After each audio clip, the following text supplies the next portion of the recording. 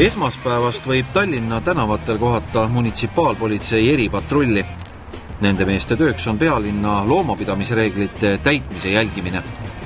Mupo värvides rohelist Peugeot partnerit peaks pelgama iga hoolimatu koeraomanik, kel kutsa on tänaseni kiipimata ja registrisse kandmata. Kiipimiskohustus on olnud paar aastat, siis minu arust asi ei ole üldse hull, et siin on 2 aastat aega olnud atra seada, et nüüd on aeg nagu tagajärgedele nagu otsa vaadata ja me hakkame kontrollima tihedamalt, see on selge.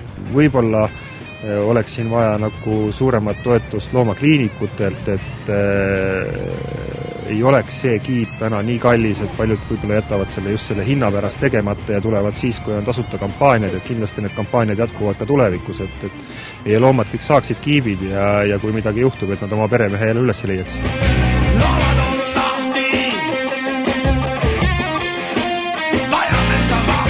Ka need loomaomanikud, kes siiani oma lemmiku järelt pudenenud paksu ei viitsinud koristada, peavad oma harjumusi muutma. Eripatrull jälgib teraselt, et te ikka oma looma tagant koristaksite ja linnaruumi koerapasaga ei risustaks. Mis saab aga kasse või linde toitvatest tädikestest? Kuuldavasti on esimesed õnnetud, nõndanimetatud kassitädid oma trahvid juba kätte saanud. Seda küll mitte otseselt toitmise eest. Trahvid olevat vormistatud hoopis prahi maha loopimise eest. Kas asi on ikka nii hull ja loomadele toidu panemine võrdub munitsipaalpolitsei arust prahi maha loopimisega? Kassitädid tegelikult peaks olema mures mitte sellepärast, et nad toidavad loomi, aga nad peaks olema mures sellepärast, et nad selle loomade toitmisel risustavad ümbrust ja territooriumi, et kui nad viskavad nüüd vorsti koos pakendiga maha, siis on selge, et see pakendikile jääb maha. Ja kui nad karpide seest neid kasse toidavad, siis need karbid jäävad maha, nad vedelevad ümber majade. See on meie jaoks nagu tõsine probleem. Juhul, kui nad toidavad ära koristavad, on kõik korras?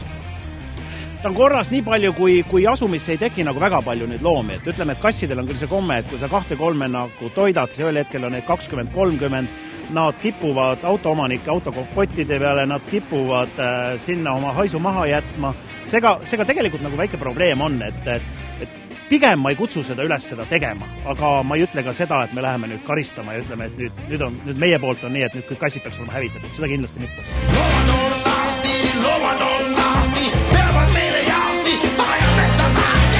Olgu siinkohal ka meenutuseks, et alates sellest aastast ei tohi enam kuudikoertel olla metallist kaelarihma ning ka jooksuruumi peab oma õuevalvurile piisavalt võimaldama.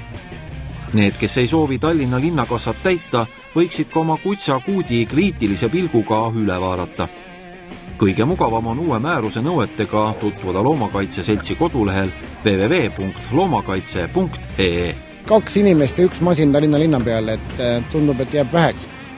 Eks aeg näitab, et kas on vähe, aga kindlasti on seda rohkem kui enne, ehk kui üldse ei olnud.